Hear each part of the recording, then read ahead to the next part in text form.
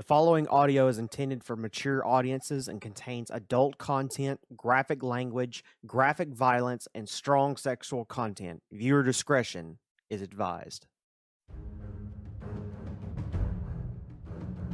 Welcome back to Fedora, everyone. My name is Tony, otherwise known as Slade. I am your DM for this evening. I am here with Norbit, Yep. Mouse, Chocolate. and Rhaegar. Hello. All right. So I'm going to give a very brief recap as to what happened in the last session because some very, very, very, very important things happened. And this is part 2 of what happened in the last session. So, with that being said, last we left off, our players managed to finally decide as to where they wanted to go. They wanted to check out the volcano. On their way there, they had several different encounters to where that mouse fell into a trench, and then they come across a bunch of boars, beat the living shit out of them, killed all of my poor defenseless animals, and then were attacked by an unknown group, ones that they haven't quite delved into really. All they really know is that they bore a necklace that had a very perverse sigil that was the representation of the poachers, but with different aspects to it. Mouse decided that he wanted to go and scout ahead, and what he found was he found 2 different campsites. One of them was on one side of the mountain, and it was very clean and very articulate in its design, while the other one, he could tell, was much larger and not as pretty as the first camp was. But he also knew that it seemed like that was where these newfound enemies were coming from. So they decided to go in that direction. Come to find out, it was exactly what he thought it was. It was their base camp, but what they found was not what they expected.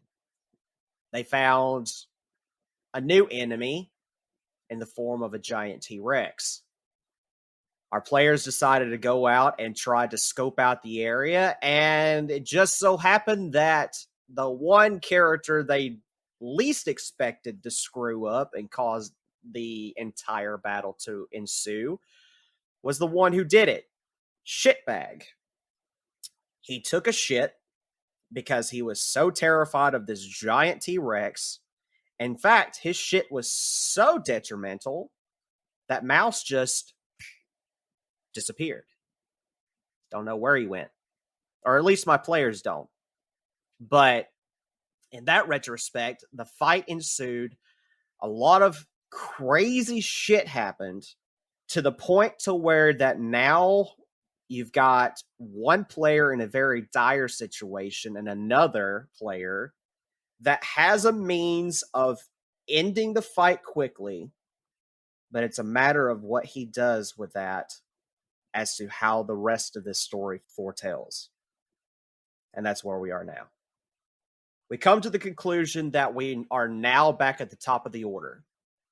It is now the T-Rex's turn. The T-Rex is going to make one simple roll. Question. Yes, sir.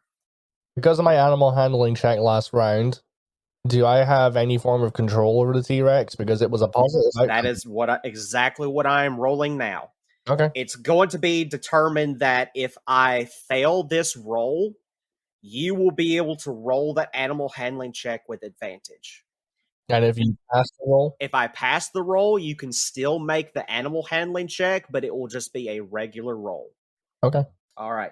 I will go ahead and give you the DC now. The DC is a 17. If I do not hit the 17 or higher, then Rhaegar, you will have advantage on your roll if you so choose to use an animal handling check on your turn. Okay. Awesome. And indeed, good sir, it seems like that's exactly the case because I just rolled a nat fucking 1. So, Okay. I love your dice. They were shit on Friday too. Right. So, my friend, you will on your turn get advantage on your animal handling check. And in fact, I am going to make it even better for you, Rhaegar. Because of the nat 1, this T-Rex is so fucking stupid that it will not do jack shit this entire turn. It's going to completely skip its entire turn. All right. So now we come to a different type of dire situation, and one that I can now visually show our players. No, you got a map now? I was not able to do this last time. Mouse. Oh. Look at all the Slenderman. Oh. When I said there were thousands of them, I was not fucking kidding. Okay. You said thousands. I'm counting. I don't want to alarm you, buddy, but those Slendermen look like they got wings. They can't see me. Okay, so where did I start first when we first got here, though? That's what I need to know first. Where you started off at? You actually started off over in the far right of the area, so around this area. Yeah. The tower that you're trying to reach is actually right here at the very left. Oh, okay. Just so you know. Oh, I got a crit on my stealth. I think last time I got a crit on my stealth. You did. Tony let me have it for. Last time he let me have it for 2 rounds. Yeah, they're not going to see you for this next round. However, you still have 100 feet or so, roughly around 100 feet, before you actually can get inside of the tower. So here's what I'm going to do. You're going to make a dash action to the tower. Of course, you know. However, I'm going to let you roll a luck check. I'm also going to allow you to use 1 luck point if you do not like your roll. Nah, that's okay. I think I like my roll. Would you like to tell everybody what you rolled? No, I'm gonna leave a suspense. Y'all don't need to know. That's 19. It's 19. Fantastic. So it's not completely at the tower, but you see what looks like a pulley system that's right at the exact spot that you can dash at, and you can see that it leads straight up to the top of the tower. No, I think I'll take the stairs. Okay, so I'm just kidding. The court's gonna take fantastic. The bully. All right. So what I'm going to do is you're going to be able to do that dash action to that pulley system, and I'm going to allow you to use your free action to cut the said rope so that you could shoot yourself up to the top of the tower if you so wish. I so wish. But if you do that, I'm going to make you make a dexterity saving throw to see if you are able to land without injuring yourself at the top of the tower, because you're technically shooting up at a really fast pace while sprinting. So your momentum is going to kind of catch you off guard. So if you do that, then you'll end up making a dex saving throw to see if you manage to not take any damage when you reach the top of the tower. Okay. Yeah, I think that's what I'll do. So what am I, like, right here? Yeah, exactly. Right there. So you will end up right there. You're going to grab the rope, cut the pulley system with your free action, and you're going to zip yourself all the way up like a pulley system. There? Yeah, actually, you would be like right there. Okay. Zip up, going right out. Right. That was Yep. So there's kind of like a little balcony that's right there that the rope is connected to. So you're going to shoot yourself up, and now I need you to make a dexterity saving throw to see if you do not take damage when you get up there and land. Interesting. I'd like to use a luck point, please. You may do so.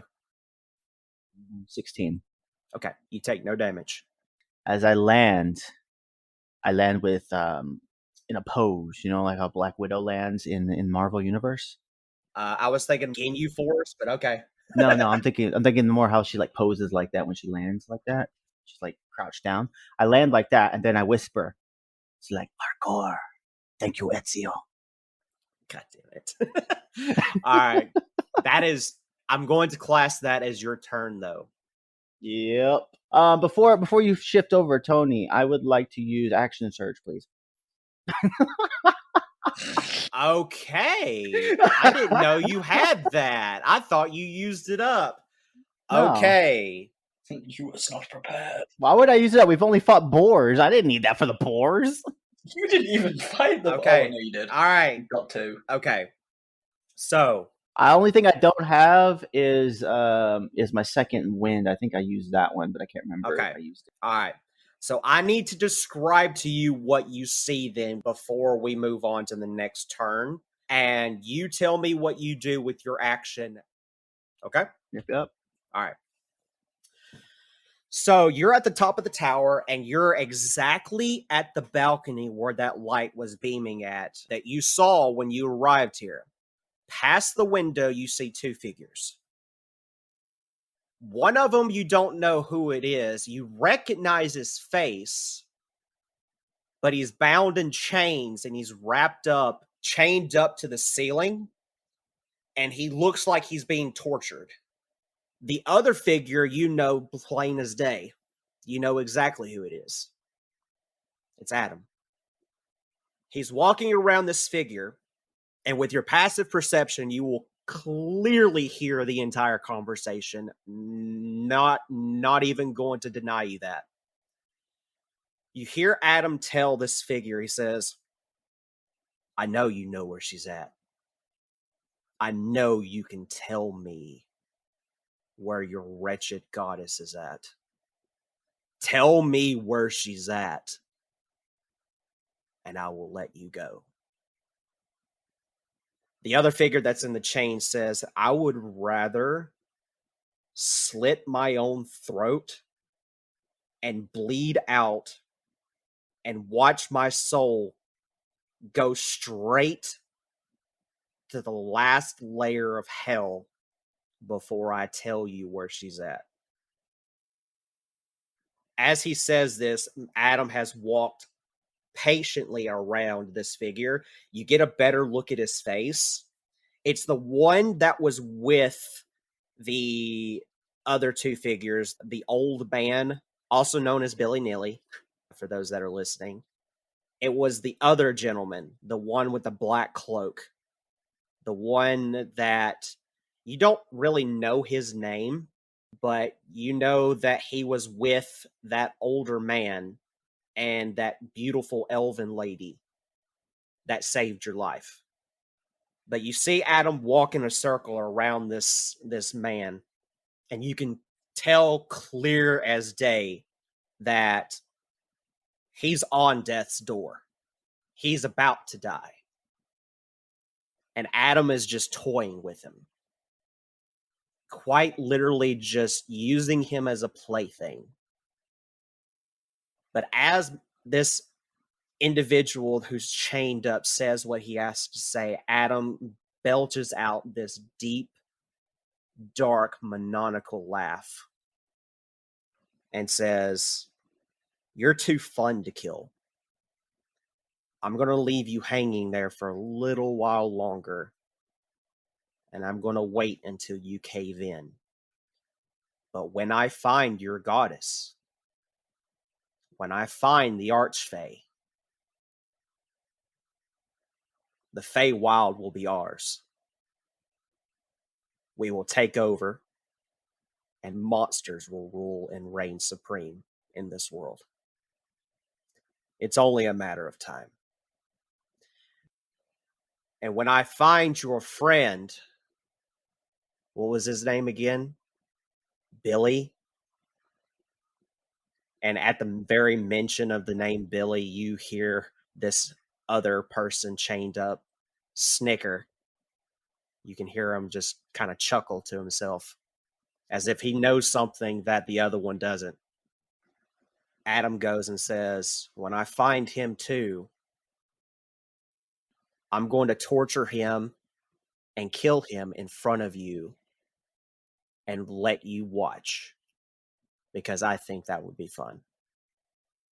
He turns around and he walks out the door, leaving this man stranded up, tied up, bound in chains.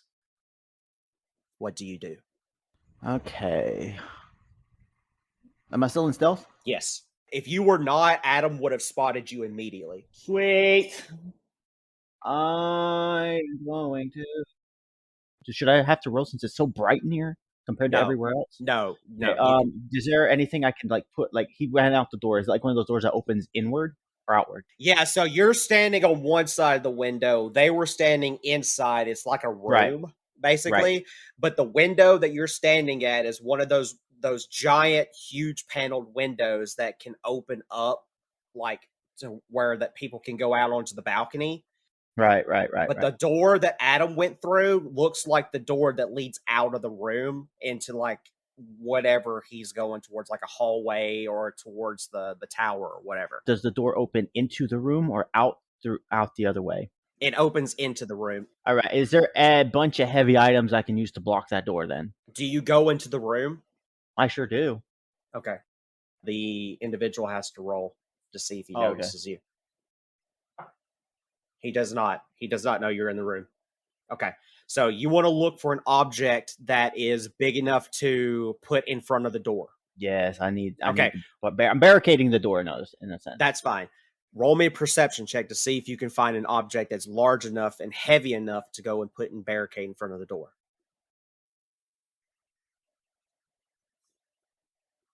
22. Okay. So there are a couple of what looks to be like it's basically like a bedroom, but it also looks like that there are a lot of like end tables that are made out of that heavy barrels, heavy wooden barrels. So what you could possibly do is take one or two of those heavy barrels and roll them out in front of the door and set them up there, and that would be heavy enough to barricade the door for now. Sure thing, that's what we'll do. Okay, you do that. What's emitting the light in the room?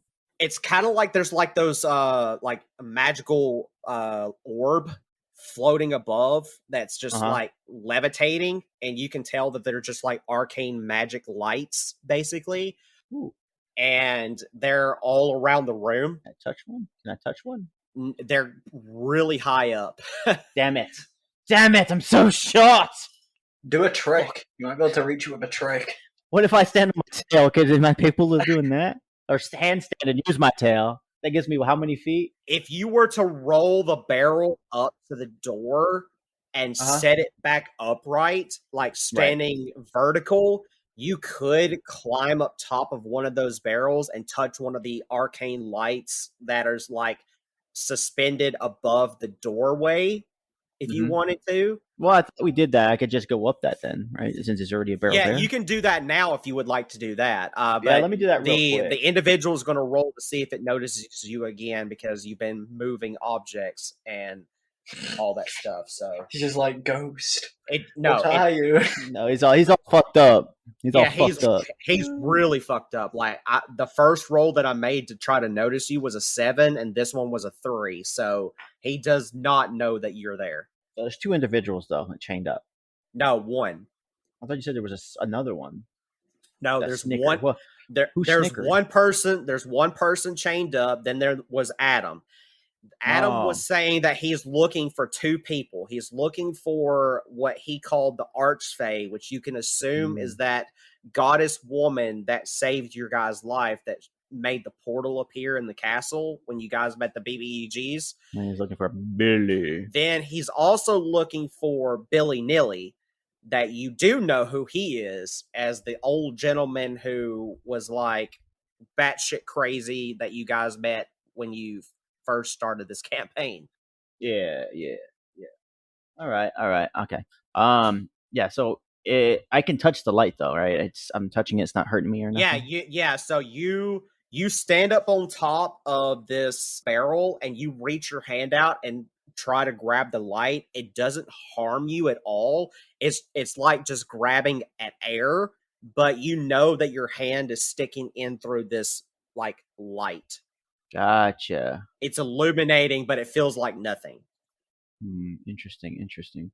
But I can grab it though, right? Or no? No, it's just like it's Just like a gas or something. Okay. yeah, it's so like a if I gas. face it- Yeah, exactly. Oh, that sucks. All right. Well, after my curiosity has gotten the better of me on that one, I jump back down and attempt to free the man that is chained up. You will have to do that on your next turn because the barrels, I'm classifying that as your action. Sure thing. Okay. Now we're going to go back to the other map. I would like to use my Okay. second action, sir. I'm just kidding. No, fuck off. Don't have a second one. I wish. Right? All right. So, Shitbag is up next. Now, he is going to roll to determine if he is going to do something on his own accord or if he is going to wait until his master's call. He is going to do something on his own accord. So, I'm going to control Shitbag. And I'm going to see what I can do. Mouse, I need you to tell me exactly what foods that he still has left that he has had in store. He has 2 umamis, a bitter, a sour, and 2 sweets left. Necromancy, evocation, transmutation. Okay. You lucky son of a bitch. Rhaegar, I'm about to save your life. Okay. You don't think I'm skilled enough in order to do that myself? No, you are, but I'm about to make it a lot easier for you because I didn't know that he had this. Snare is about to play in your favor. Let's just say that. It's about to play directly into his fucking favor because the T-Rex failed the roll. So let's see. Yo, what roll? I'm about to tell you as soon as I find. Than that one that he rolled earlier. No, I need to find this one. I think he's doing another roll though. That's what I was asking. I think he's I am doing another roll. Yeah, I think it's with Shitbag. He moves. Okay. Rhaegar, I'm going to move you with it. Yep. So, Shitbag cast Infestation on the T-Rex. And it moved that way. Which one was that one? So I can go ahead and remove it off of his list. That is a conjuration. Which is sour. So he cast Infestation on the T-Rex. The T-Rex failed, right? So it's going to take a little bit of damage for the Infestation. Doesn't Infestation only move the object or creature by 5 feet? You got to take in consideration that the T-Rex is a lot bigger than that, so its 5 feet is more than your 5 feet. But Shitbag does make his movement because he has to get out of the tent in order to do it. He cast Infestation on the T-Rex. The T-Rex failed. The T-Rex moved in the direction that he moved. He has a shit ton of bugs all over him. I still have to roll the damage for it. I got the damage. Okay. So, Rhaegar, you see as a bunch of bugs just suddenly crawl up from the ground and make their way onto the T-Rex and start biting at the T-Rex. And the T-Rex just staggers and moves a little bit to the south. Okay. Cool. All right. Now I have to roll for Shitbag's Wild Magic Surge. Because of course he gets that. no auto fail. T-Rex to mouse. Do you want to auto fail? I'm not playing as him. I'm just throwing it out there.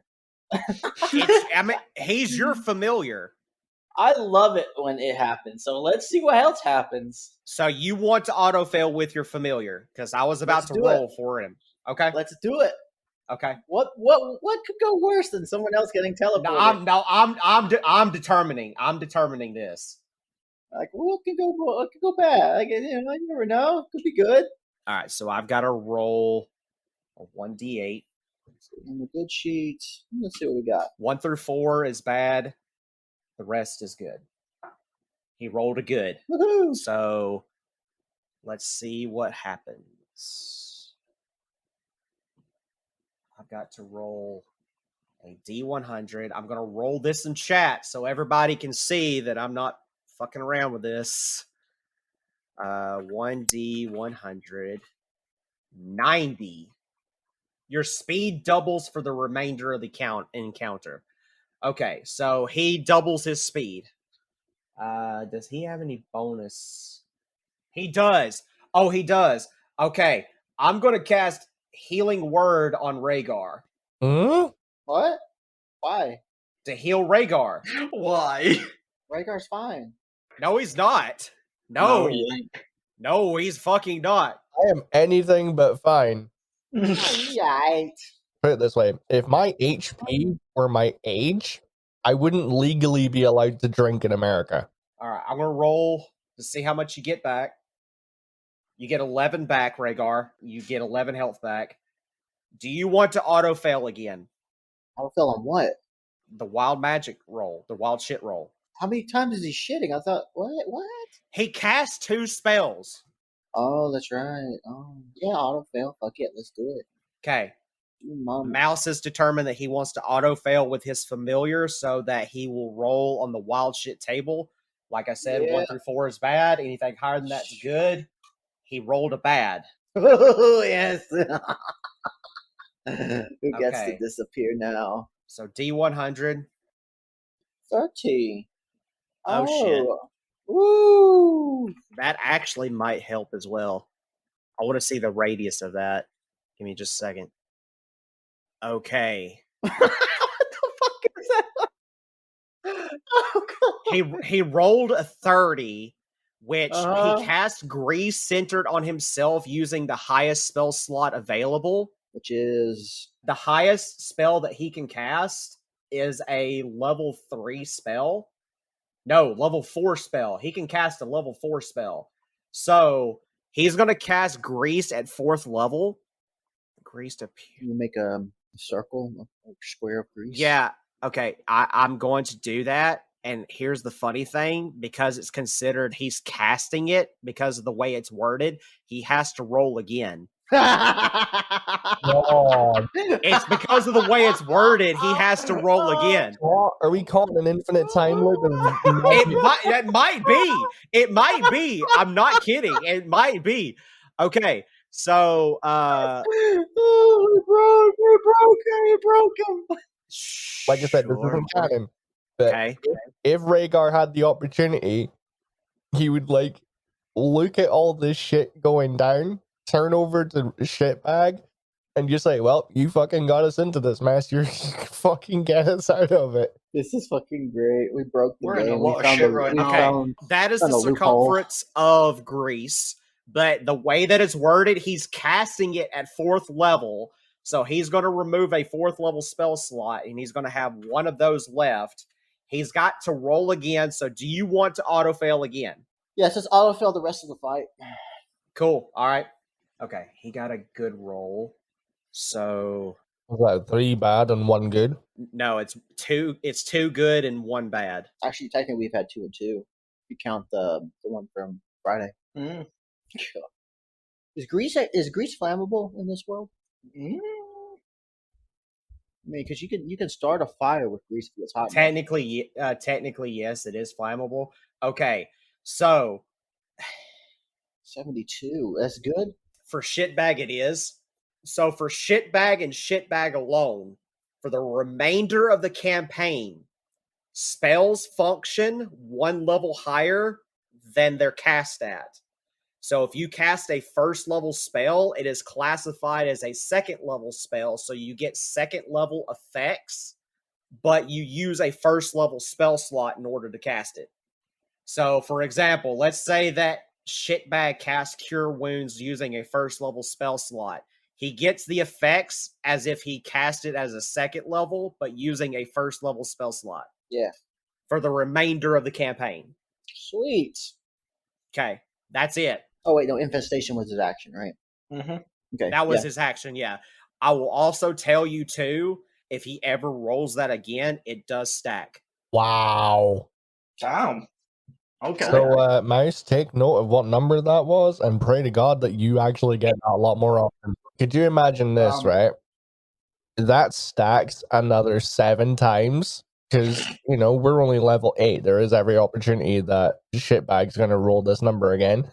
If he gets that another 7 times, he can cast Cure Wounds at like 9th level, like 7 times a day. Mm-hmm. Oh, sweet. We got ourselves a little god. Counterspell at 9th level, like 7 times a day, which when you're casting Counterspell at 9th level, there's nothing that can fucking counteract that. Yeah. Except another counter at 9th level. Imagine a fireball at 9th level. It's disgusting. Well, he automatically now can cast Fireball at 4th level by using a 3rd level spell slot. And if you go up and use a 4th level spell slot, it becomes a 5th level Fireball. So he no longer can cast Fireball at 3rd level. So that means if I was to cast Dominate Beast at 4th level, it'd be a 5th level spell. It's a 5th level spell that you use a 4th level spell slot for. No, too bad we don't have an enchantment. Why don't you have Shitbag look around for some more food, Tony? I mean, it's kind of a free action, isn't it? It technically, yeah, if that's what you want him to do, I'll do it as a free action. He doesn't find anything. Damn it. Yet. He rolled a 3. Okay. All right. That is Shitbag's turn. He can't move anymore because there's grease everywhere, but he has double the speed for the remainder of this fight. So... moving that, he'll sling himself on the other side of the world. He's just slip and slide. He's literally a slip and slide. Yes. Rhaegar, it's your turn, buddy. Tony? Yes. Am I meant to have a permanent fly speed? Yes. Wait. Come again? Did you say fly speed? Without having wings. Yeah. You gained a permanent fly speed because of the Oogly Boogly drink that you had in your solo episode. That was one of the effects that was cast on you. So you now can fly permanently for the remainder of the campaign without the use of wings and without concentration. Huh? And you never thought to mention this before? I've got something called the Tiger Skag. Hones your survival instincts. You gain proficiency in 2 of the following skills. Yeah, okay, so the tiger got replaced by the rat. So the tiger, your animal spirits are the bear and the rat and the dragon that gave you the additional effect. Which, for those that are listening, the dragon spirit that he has originally would have allowed him to gain a flight speed when he went into a rage. I'm going to change that as soon as I can. Because that's a weird place as well. Yeah, so he will not have that ability for his rage ability. He will have something else, and it will probably have something to do with the fly speed. You know how many times you could have just flown to something? If I'd fucking known about it. Instead, I had to get a pigeon to carry your fat ass across. Okay, I'm just gonna. And yes, you can dash as a fly speed too, so you could yeet yourself off the fucking map if you wanted to. Okay, I am going to look down at my new companion, my baby T-Rex, my little darling. I'm gonna give him a little pat on the forehead, and I'm just gonna say, "Well, buddy, it's been fun. But I just realized I can fly. So I'm going to go yeet. And then as my dash action, I'm going to go 40 feet in the fucking air. Okay. All right. Smart. Can I? Oh, I can. Oh. No, wait. No, what? you don't know what I'm referring to, so you can shut up. I thought you said bonus action, and I was going to say no, but... Okay. Bonus action, I can drink a health potion. But you dash, though. That's my action. Oh shit! Yeah. Okay. No, okay. I know what you're doing. I know what you're doing. I know what you're doing now. Okay. Yeah. I know exactly what you're. As a bonus action, right? I forgot about that. Yeah. I know what you're doing now. Yeah. Go ahead. The exact wording I've got for this health potion is step up from the lowest level, meaning it's not the smallest, but it's like a medium health potion. So that's greater. So it's 4d4 plus 4. And you've only got one of those. Did you just really write it on your character sheet like that? A step up from the lowest one? Like I said, there must have been a lot going on. Yeah, so you have one of those, and that is the only one you've got. So it's 4d4 plus 4. Go ahead and move on to someone else, because that's my turn. I'll roll this behind. All right, yeah. Go ahead and roll for that. It is now one of the big guys' turns, and I've got the hiccups. Okay, so he is going to roll a perception check to see if he can notice about Norbit. Oh, don't forget, you know how high up in the sky I am, right? Yeah, I'm rolling with disadvantage. Yeah, so- I was like, I'm 180 feet in the sky. This Yeah, fucking you're- I have a sun in his eyes or something. Yeah, he's gonna roll with disadvantage. I can already tell you he failed that. He rolled a 3. I was like, if he can see me, fuck, Okay. he's got eyesight like a hawk. So, well, technically speaking, What's he trying to do? Like shoot you with an arrow? no. So these two guys have special abilities that they can do that they can do long ranged attacks at that high up. But he had to spot Norbit first, and he didn't. But he can't hit Rhaegar either because of the way that he went about moving his character. Damn, wait. They have a range of 180 though? 160, Yes. isn't it? Yeah. Yeah, no, you're right. It's 160. I'm up. Oh, well, still, like, I was like, damn. Yeah. They have very special abilities that let them shoot that far. Well, He didn't spot Norbit at all, so he can't do anything with that. But he is going to use his whistle again and call the T-Rex back into the fray.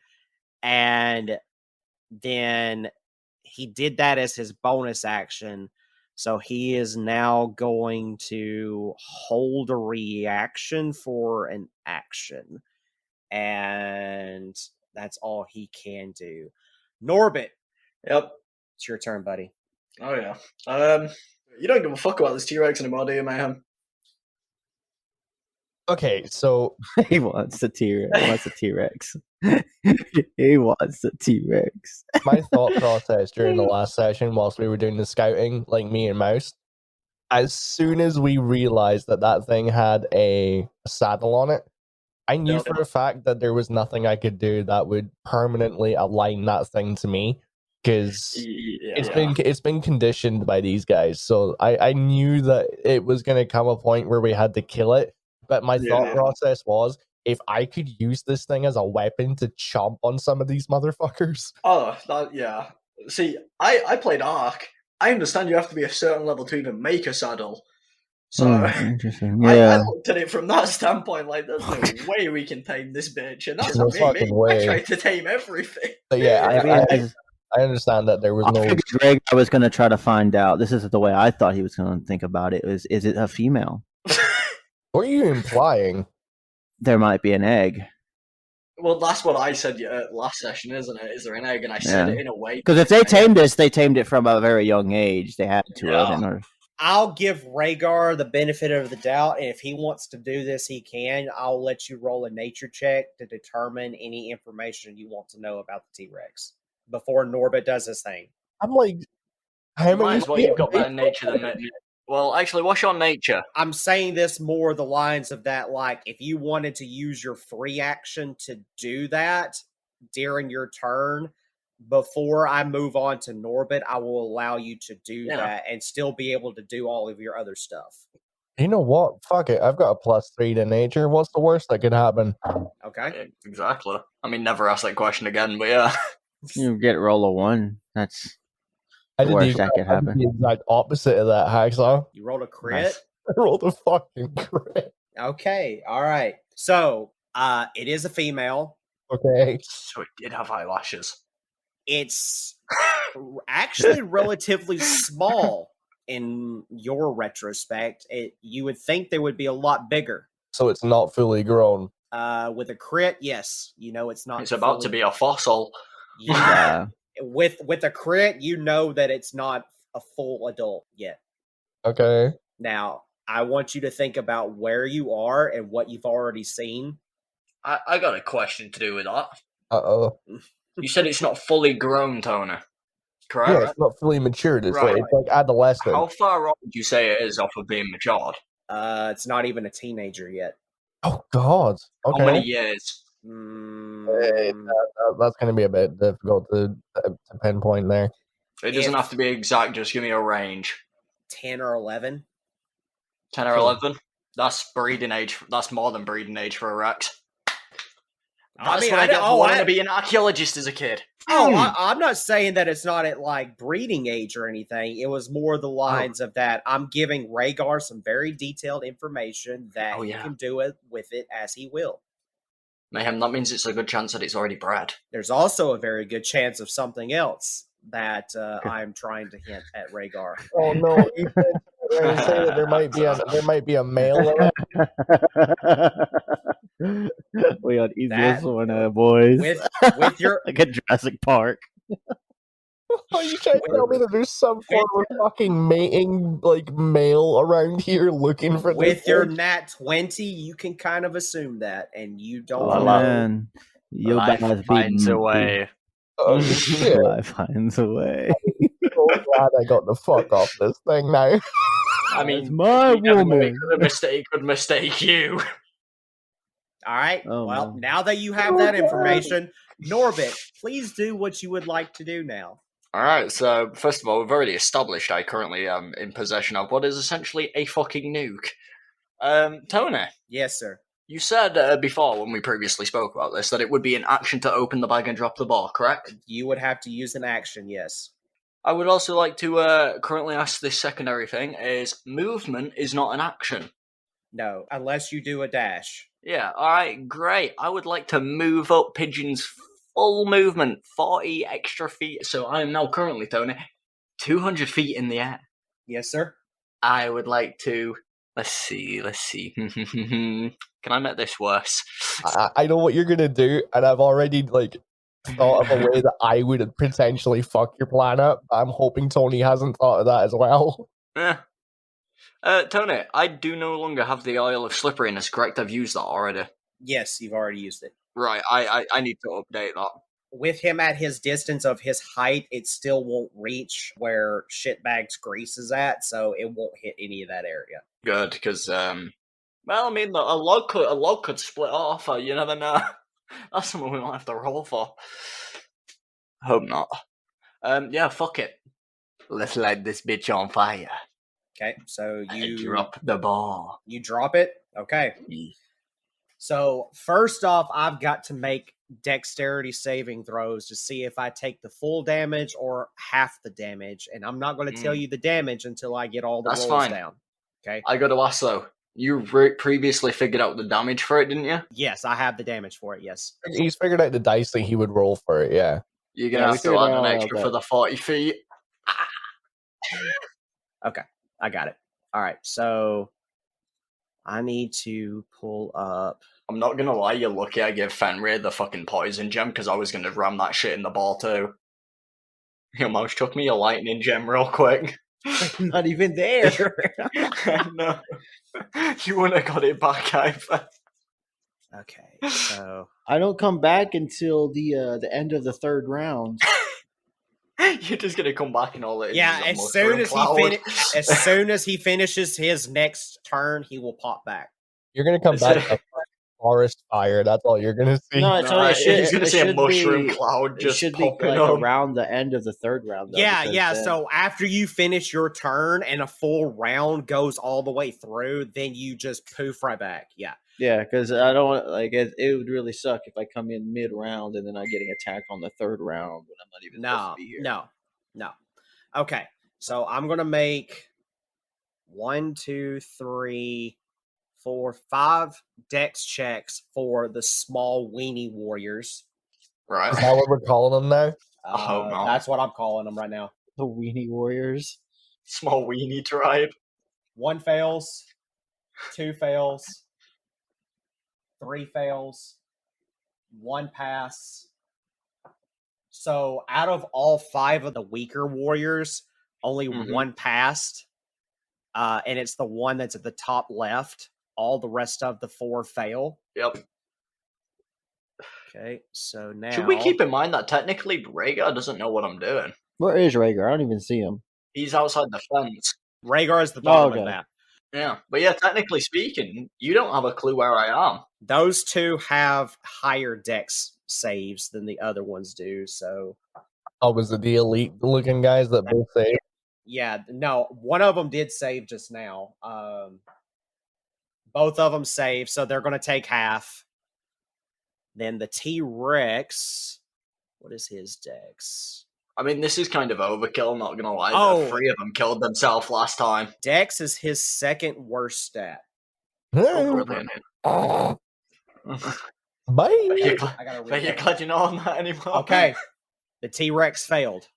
Okay, Oh, so great. he will take the full damage. So the champions will take half. The guy at the far left will take half. The rest are going to take full. Great. Norbit, I need you to roll 30d6. Holy shit. I'm getting the advance roller up for this bitch. Yes. 30 d6, correct? Yes. I was pretty good. 120. Okay. All right. So See a lot of sixes. So the two champions and the T-Rex are still alive, but barely. The other guys are all dead, even with half damage. Basically, what happened was that there was a fire that was in that pit, right? So what you did was you cast Branding Smite on this boar while also stuffing its mouth with the remainder of the ash that you got from the labyrinth, closed its mouth up, and said, yeet. Turned the bag upside down, dropped the boar out of the bag, let the boar fall 200 feet down, land into the pile that had the remaining fire in it. It caught on fire, which activated the ash. It then caused a massive explosion that was big enough to cause this entire area around these people to instantly catch on fire. But the two champions, being as strong as they are, were able to suspect that something was about to happen at the very last split second that they saw something land in that pile. So they kind of like dodged out of the way. The T-Rex only survived because of its size. That's the only reason that it was able to survive that. The rest of the guys, you see them completely turned to ash. There's not even a body left for those guys at all. It's just, they're gone. No corpses there. Sorry to fuck your looting up, boys. But in terms of where they're at on death's door, these two guys are at the door and they're knocking on the door. The T-Rex is, I want to say, he is just getting out of the Uber. She. Don't disrespect Tiny Tina like that, okay? Yeah. She is just now getting out of the Uber and is getting ready to open the front gate to head towards the door. Sweet. Can I narrate what Rhaegar's reaction is like? Oh, please do. So, in the split second after Rhaegar gets like 40 feet back and 40 feet up in the air, he's just like, damn, okay. I think I'm in the clear. And then I was like, and he's just like, where in fucking Zelandia's blue bald name did that shit come from? Looks it up, and can I roll a perception check to see if I see Norbit? You're going to roll it with advantage because you are up in the air and you did see it drop. So go ahead and roll your perception with If advantage. you see Norbit, I'm going to describe what Norbit is doing after that explosion went off. 19. Yes, you do see Norbit. And all Norbit is doing, he sat there clapping his hands going, hee. So Rhaegar's just looking out going, shit. And looks over and just watches the aftermath. And as the smoke clears, he sees Tiny Tina and he's just like, hey, okay, a girl's still here.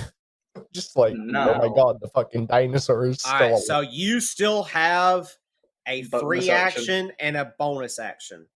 Yeah. So I will roll perception with my free action just to see what I can still, like, because obviously there's a fucking explosion. Yeah, sure. So, you know, I'll stick by the standard and roll perception. My perception's +7. Yeah, it is. God damn. 23. Okay. So sweet. I'm going to give you some details that only you can see because of how high up you are. And I'm also going to give you the details of what you saw basically down below. So you do see what happened down below. You see that the two champions are still alive. They're still walking around, but they're badly injured from that. The T-Rex is also still alive. But you also see something else. Matter of fact, you see three things. Yep. First thing, you see the volcano starting to erupt again. It's not at the point of completely erupting yet, but it's getting to where that it's about to blow its cap again. Got ya. Second thing you see the other camp. The camp that was very well tidied up and neat. Mm-hmm. You turn around and you can barely make them out, but you see a few people coming out of their tents like they just heard something odd. And you see one of them it's a smaller guy. He's got like this really like curled stash, but he has that like white explorer outfit on with a white pointed cap.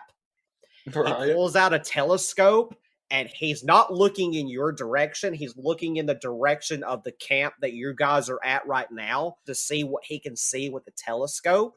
You don't know how he's reacting with that, but you do know that's the direction that he's looking in. Got ya. On top of there being a bunch of other people in that camp. Yep. The third, you don't see this one, you hear it. Oh, fuck. I already know. Here comes Daddy. You hear this immense, disturbing roar. Uh-oh. Coming from about roughly Like that? Yeah, you hear no, you hear this massive roar. It's coming from a good distance away, so you know it's going to take a while for whatever this thing was to get to your location. Mm-hmm. And the estimates of the distance of how high you are compared to the distance of how big that roar was, it will take roughly about 48 hours for that sound to get to your location. But you know that if you can hear it from that far away, this motherfucker is massive in size. Great. You wouldn't have by any chance happened to put Godzilla in this fucking campaign, did you? Oh, Tony, don't be like wizards. You're better than that. Right? Okay. All right. That's good to know. That is what you see and hear with your perception. Great. That's very good information to know. I'll keep that fucking really badly in mind. I still have my bonus action, correct? You do indeed. Oh. Let me see what I can do with this. Not much. Ideally, anything you can drop down on the fucking ground and kill the two champions. That's what I'm looking at. That's what I'm looking for. And realistically, the only other thing I've got to drop is, well, a butter knife. Hey, Tony. No, I'm joking. I'd like to throw the butter knife. I mean, technically, you can throw a penny off the Eiffel Tower and it'll kill someone. Oh my gosh. Oh no, I have the sparks there, the platinum one. Ah, I have the butter knife. You know what, Tony? Fuck it. I want to throw the butter knife my at the You want to throw the butter knife at I do want to cast Brandon's Smite on it. No, I can't do that. Wait, is that a bonus action? Yeah, it is. 1 BA. Okay, so Oh, hold on. It would be a bonus action to cast it on the butter knife, but you couldn't throw it until your next turn. yeah, that's Yeah. true. That is correct, and I'm still gonna do it. Okay. Fuck. So he cast Branding Smite on the butter knife. Okay. All right. Yeah, and that's me done. You'd have to. Oh my god. Okay. All right. So that is yours and Pigeon's turn. That's great. The last two remaining guys, the wimpy guys, they're going to. One of them yeets himself out. Yeet! The other one is going to try to stop the fire. He's going to use his action to try to get the fire out before it spreads. But this guy leaves. This guy's gone. He just yeeted himself out.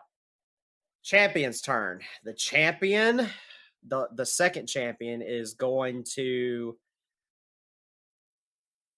They really can't do anything.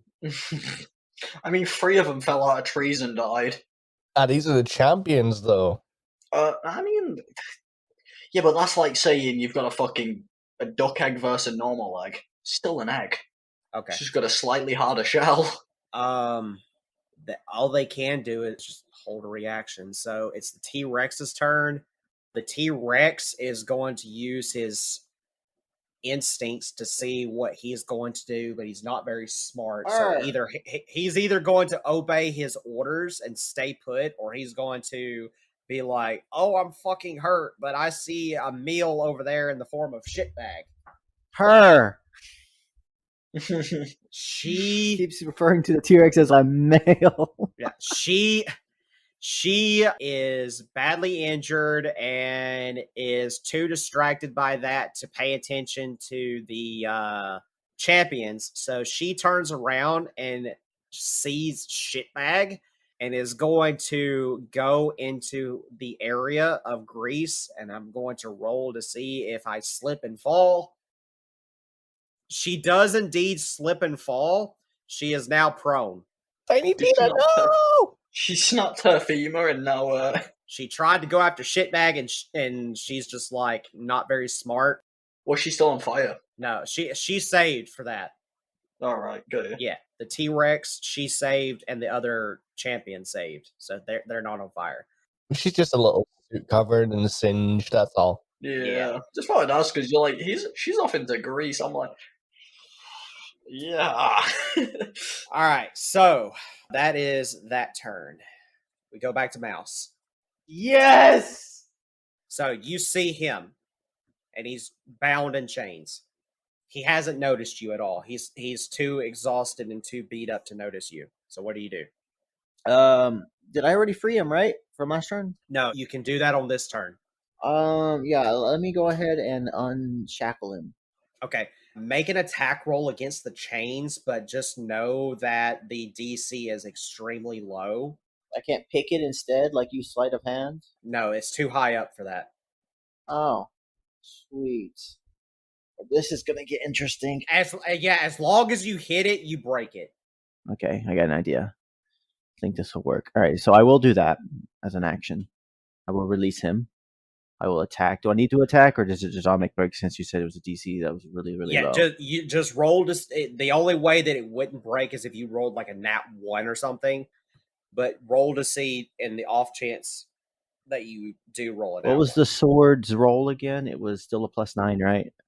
Yeah. The sword is still a +9. So just pull your sword out and chop it. And I'm going to add 22? the cleave damage too. Oh, wait, no, so you'll be able to sorry. get all the chains at once. 21. So you cut the chains and you do it all in one fell swipe. So you get all the chains connected all at once. Basically cleave damage. And he falls to the ground and he goes unconscious. Oh, well, that's not good. Yeah, he was literally at 1 HP. So Right. Is giving a potion to someone a action or a bonus action? Normally it's an action, but I'm going to allow you to do it as a free action. Oh, damn. Very nice. It's very nice. Very nice indeed. Yeah, I'll do that. I'll give him a potion. Okay, what potion do you give him? I only have the normal potions. I don't have a greater potion. So roll 2d4 plus 2. 6. 6? Okay. So he comes back up to 6. He's very dazed, but he sits up very slowly. He rubs his face like he's got a really bad headache. He squints his eyes a little bit and says, "Oh, man. I don't know if it's the Fae trickery or the Fae bullshit, but I could swear. Mouse? Is that you, or are you an illusion?" I'm not really here. Booga booga. And I take my rope out. I tie it to the balcony. Just get us the fuck out of here. So he's going to kind of chat with you a little bit as you're trying to get down. But as you guys are going down, he's like, buddy, I don't know what you're doing here, but you do not need to be here right now. How did you get here? I was hoping I could get answers, but I don't know why I'm here either. Do you know where you're at? Christmas Town? He chuckles at that and says, "No, you're in the Feywild." Well, I know that. I heard big guy talking about it before as he was torturing you like a porky pig. Oh, so you saw that? Okay. No, we won't talk about that. I didn't see nothing. You were real strong. He's just chuckling to himself at that, but he's like, yeah. So he captured me, and my companions got away, thankfully. But well, I sure hope you didn't turn yourself in willingly. I mean, I'd hate to turn myself in willingly for that type of shit. No, I've done a lot worse. Trust me. Oh, okay. Tell me, what's the worst place, like worst town in your world? Like the worst town to be in? So the worst town in the material plane for Fedora would probably be Zakar, which Zakar is technically Rhaegar's hometown. No, gee, thanks, motherfucker. Well, there's a very good reason for that. I look at this guy and go, "Oh, you obviously haven't been to my friend Rhaegar's home." He says, "Well, unfortunately, I have." Have you met the women there? He starts rubbing his head. It's like, well, technically, I have, and that's kind of how I got captured in the first place. You can't trust those hoes, man. You can't trust them. They turn you in every time. Like, believe me, man. When you say hoes, like, just wait till you go in and see all them fucking vampires that are in there. I can't believe this is happening, given what I know. So where are we at right now between that little section, Tony? Are we like right down here somewhere? Yeah, you guys get down to that same level you were at before, where you shot up at, and you still technically have all of your other stuff, your movement, bonus action, and all that stuff, but I'm basically giving you more free leeway in this segment because this is all a role-playing thing that you're getting. This is your opportunity to get some information that you otherwise would not normally get. Who is this guy? You don't know. Oh, I don't know him. Oh, yeah, I should probably ask who the fuck are you? How do you know who I am? He's like, oh yeah, shit. I forgot about that. You didn't know who I am. I just saw someone getting the fuck beat out of him. I was like, oh, I don't like the guy that's beating him up. I think I'm going to intervene. I'm Malachi. I'm a friend of a friend. Okay, friend of a friend. Nice job title. We need to get the hell out of here. I need to get back to my friends. They're in the middle of a fight. There's a big old T-Rex. Yeah, so I can help with that. And you see him hold his hand out. Don't touch me. I don't know you. It's like, don't worry. I don't like touching people either. He holds his hand out. You see, like, he uses every ounce of energy that he has left to the point that he causes himself to go and become like overly exhausted, and he's sweating profusely, but he manages to barely make it. But you see him bring out a portal. Uh-huh. And it's kind of blue in color. Uh-huh. And he gestures and says, I don't know what the situation of how you got here is, but I'm going to go through that portal and I know where it leads. So if you need to come with me to get back, that's on you. Or if you've got some other way to get back to your friends, I don't know your situation, man. But nah, the people here seem fine. I think I'm gonna stay here, party a little bit. Okay. I mean, that's on you, man. But I'm going through that portal because that's my ticket out. You see him hobble along, and then very slowly, meticulously, he walks through the portal. I'll follow him. Okay. You go through the portal, You come to the exact opposite of where you were just at. What you mean the exact opposite? I'm Is about he to going to the describe. 9 hells? No, I'm about to describe it to you. The opposite of where I was. Oh, so now I'm heading place hot. Let me describe it, and I'll tell you exactly what you see. You come to another castle keep, and this one is even bigger than the one you were just at. However, the scene is completely different. The castle that you were at before, it was all barren and cold, frigid, as if that the entire world around you was dying with a constant state of night. This one, it's a beautiful day. Flowers everywhere, magnificent to behold. It's as if that the entire place that you are currently standing at is one that is full of life, one that is full of a deep-rooted magic of the likes of which you have never known. It's one that, honestly, the moment that you stepped foot here, you quite literally feel like you just walked into a brisk, beautiful summer's day. As you step out of the portal and you see all of this about you, the trees everywhere with the flowers all blooming, and just you feel for the first time in a very long time, you feel at ease. You feel like you have just left from a very difficult situation, a difficult journey, to finally feel like you've come to a place where you can rest. I will also tell you that you see something else. Amongst the castle, you see various different people. It's very, very unique to describe in the sense that you see familiar creatures in the retrospect of you see elves, you see goblins, you see gnomes, you see various different types of creatures that are just walking around having just a normal, casual day as if nothing in the world is going on.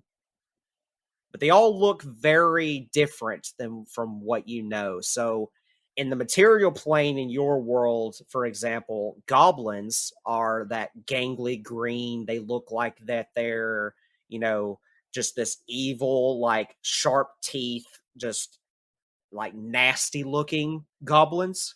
Here, they almost look like they're respectable. They're well dressed, they're well groomed.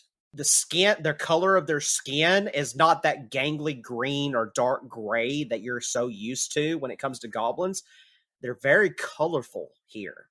You see goblins that are bright orange, deep yellow. Some of them even have a neon red tint to them. That various bright colors. But that's the gist of what you see here is like you see what you normally would see, but it's almost like that the perspectives that you have grown to know from your world have changed, and they changed in a way to fit with the current area that you're in. So it's almost like that these elves, these goblins, all these various types of humanoid creatures that you see walking about having their normal day activities, they're matching to fit the current area that they're at. And they all have like a spring of life to them. They have this oomph that you can't quite grasp. Like Pokemon. You're going to insult so many fucking fan bases. What? They change depending on their land, from their the origin. Like, that is what you see as you walk through this portal. Sweet. So Malachi turns to you and says, "Yeah, so this is where I've been stationed at. I was told to come back here if the worst were to happen, but welcome to the summer court." I'm supposed to know what that is. So the Feywild works differently than the material plane. Time here works differently, and there's no passing of time in the sense of what you know as day and night. So here in the summer court, it's always daytime. It's always bright. It's always colorful. It's always exactly as you see it. It's kind of trippy. I'm not going to lie. I don't personally like it. I like to be more the darker places myself, but I was told to come here if the worst should happen, and the worst has happened. But we just left from the place called the Winter Court. It's always, of course, winter there. It's always night. But the queen, the Eladrin queen of the Winter Court, was killed by Adam. Adam has taken over the Winter Court and has stationed his things. I don't know what those things are called. Those wretched beings. We call them shimmers. Honestly, that fits. It's very well thought out. They should stay there, because if they stay there, it's almost like the storyteller came up with this grand, fantastic name for them. It's kind of like someone got lazy and couldn't think of something else, and they're just like, oh, okay, that just works. Well, I like it, but that's just me. But anyway, but he says, like Delphone, who come up with that? I'm not gonna lie. I threw my Delphone away the moment that Billy gave me one. I tossed it aside and said, I don't need this trash. I'll just cast message if I need to contact you. Who come up with that? Come on. I don't know. Probably some artificer somewhere. I don't know. But anyway. Don't throw me into this. But yeah, so like I said, the Feywild works differently in the fact that there are 4 sections in the Feywild. There's the Summer Court, which is where we're currently at, the Winter Court, which is where we left from. You've also got the Autumn and Spring Court. I don't know about them yet. I haven't been there. I'm guessing one is Autumn and one is Spring. Yes. Wow. It's kind of like our ship, Storm Ship. But again, time doesn't pass the same way here. So wait, are you telling me if I'm here for an hour, how long am I gone in my time or my place? If you're here for an hour in the Feywild, it'd be the equivalent of a second in your place. Joy. Well, I guess we better hurry and get the fuck back. Yeah, so I'll get plenty of time. I don't know how you got here, so I guess I need to see who's in charge. Did you just ask to see the manager? I'm gonna Karen this up.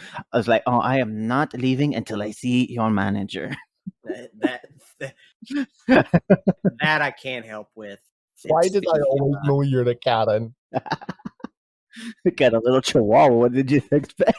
Malachi says, I'll take you to the king and queen of the Summer Court, and we'll figure out what to do from there. So I guess just follow me. And then he turns around and he starts heading towards the main court of where you can find the king and queen at. Also need to get some supplies while I'm here. So is that along the way? Yeah, I can get you some supplies. We'll stop there first then. And he starts heading towards the shop. And that is your turn. Boom. Are we going to finish that part of the story, Tony? With you disappearing. Yeah. Okay. It's Shitbag's turn. Shitbag sees this T-Rex. Tiny Tina. And he's going to do what Shitbag does and be the dominant predator in the situation. Oh, for fuck's sake. It'd be like, try to. Because it's down. Yeah, that's right. You fucking bitch. You'll stay down, you motherfucker. and then he's gonna cast a spell.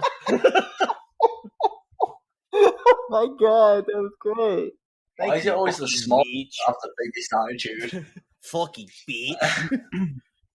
They get like hit and they like start whining, but then they come back like, "Oh yeah, you know, I'm Yeah. back. You thought it was gone. I Yeah. wasn't gone. I'm back." Yeah. You thought I was down, bitch, but no, I came back with a vengeance. Who's down Fucking now? Ankle biters.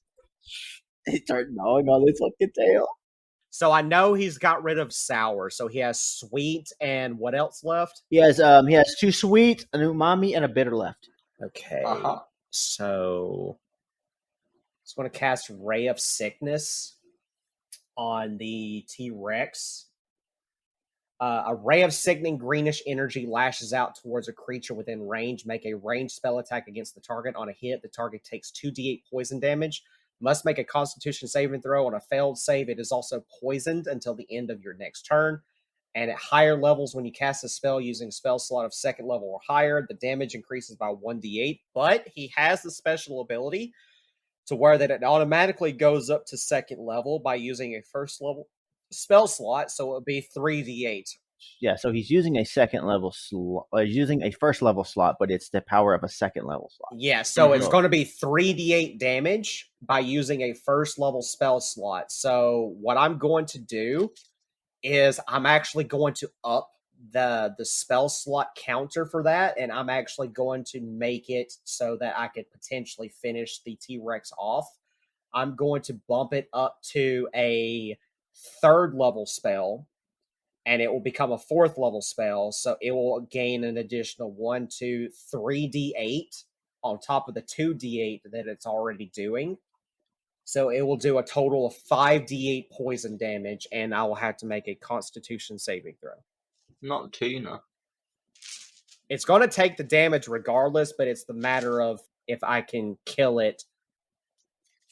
And She's still prone, right? yeah, it's still prone, so I get advantage already. Mm-hmm. So I'm going to go ahead and roll to see if I hit. So I did hit. So I'm going to roll the 5d8. Yep, it's dead. It's dead by 2 points.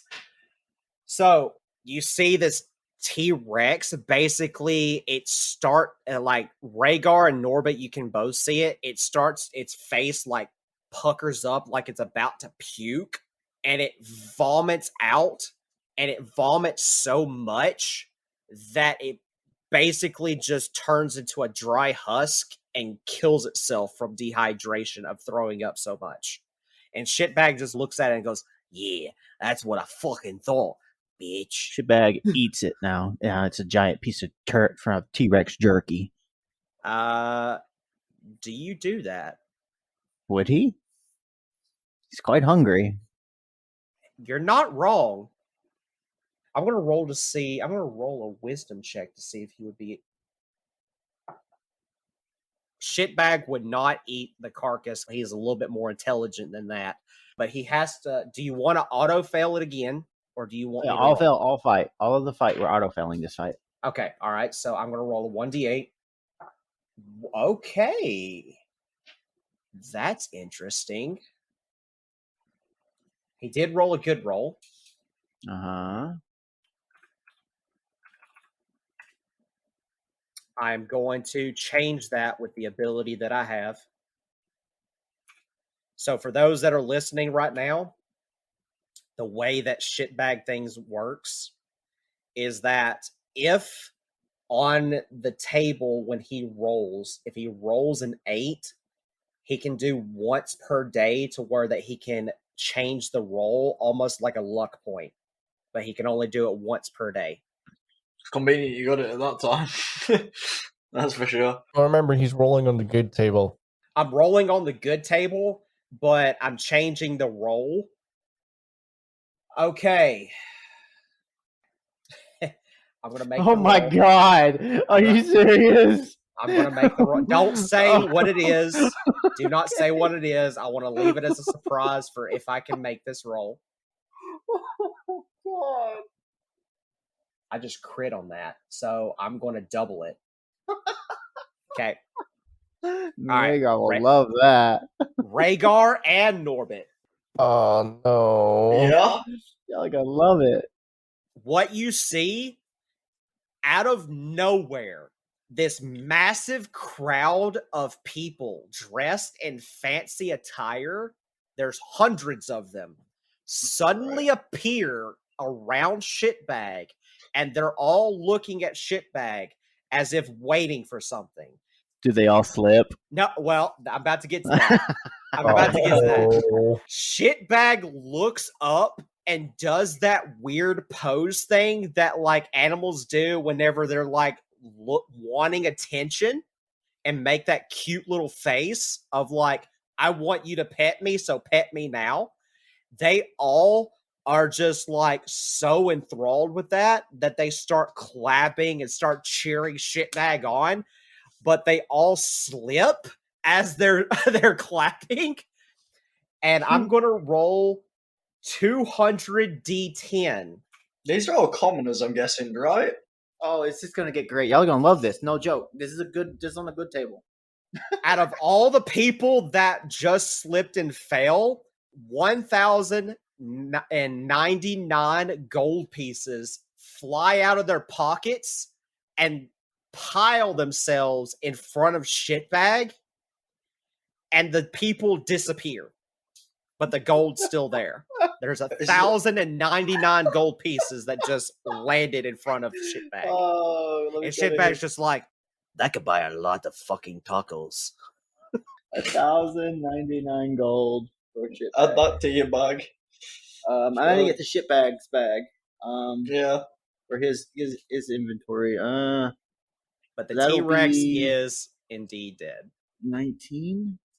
1,119 gold is how much shitbag has. Wait, what did you say? 1,000? He has a total of 1,119. He already had 20 gold pieces. Oh, right, okay. So yeah, Shitbag gained 1,099 gold pieces He because rich. because of what just happened. That one's on that fucking roll. Yeah. Okay. I just wish one of them had been a 2, just so it was a nice even number. Right. It had to have been some. All right. So we are going to call the session here for the evening. We have technically 3 more people to fight, and we also have to get through Mouse's thing, which is going to take a vast majority of the next episode. Wait, so where's the third person that we got to fight? There's the person that's trying to there's the person that's trying to take the fire out. So you got 2 champions and a person trying to take the fire out. Right. Yeah, I'll move the blue line for you. The prone is on the dinosaur. Yeah. The dinosaur. The dino is dead. Yeah. But you've got one person trying to get the fire out, then 2 champions that are still barely hanging on. So sorry, I'll sneeze on them. Don't worry. Right. No, you don't need to. Just I've got the butter knife. Oh yeah, you still need to see if that thing hits. Yeah, he has to see about the butter knife in the next session. So again, thank you guys so much for stopping by. I hope that my players had a good session tonight. I really do, because I was not expecting all of this to go down, but I was thinking about it the last few days since the events happened in the last episode, and I was like, how am I going to keep Rhaegar from dying? How am I going to allow Norbit to do his bullshit that he's wanting to do? And what the fuck am I going to do with fucking Mouse being in the Feywild and time works differently there? I just want to say, before I bounce, fucking, that's twice that you've used my other player character in this campaign. And I know how you've worked him into this campaign just because of all the different timeline shit. But I have a question. Yes, sir. You've changed his goddess. Yeah, I don't know if you remember that I explained that in the episode where you first saw him at. Well, there wasn't really that much time spent with him in that. Okay, I'll explain that here then, just to clarify, so if anybody gets to this point and asks about it again. So the concept was that because of the way that the time has been constantly changing because of Bahamut, if one thing changes in that time loop, then it kind of leads down a spiral staircase of other things changing. So in this timeline, Malachi forgoes his original Patreon and gains a new one in the sense of Billy Nilly's wife, the Archfey. But as we have already stated this evening, the Archfey and Billy Nilly are nowhere to be found, and Malachi has no idea where they're at. He was just told that if things went down the shithole, which they did, then he was to find his way back to the Summer Court and wait there. So that's what he's going to do. But yes, as far as Malachi's new Patreon is concerned, he did change the Patreon because in this timeline, Raven Queen was actually a bad bitch, and he didn't like that, in fact that the Raven Queen betrayed his trust. So he decided to say, you know what, fuck you, Raven Queen, and he got a new Patreon, one that he could trust. So, does that explain it a little bit better? Oh, yeah. Awesome. Okay. Again, thank you guys so much for listening. I greatly appreciate it. Bye, guys. Bye. Right. Are you seeking some slick new gaming gear to add to your arsenal? Our friends over at Inked Gaming have developed their site into a one-stop shop for all of your tabletop gaming needs. From vibrant-looking dice to cleverly designed dice bags to sweet sleeves, playmats, and a whole lot more. Their site is rich with quality goods that will help you up your game. Team Inked has been a friendly, reliable supplier to the gaming community for nearly 10 years, and we want them to continue growing for the next 100.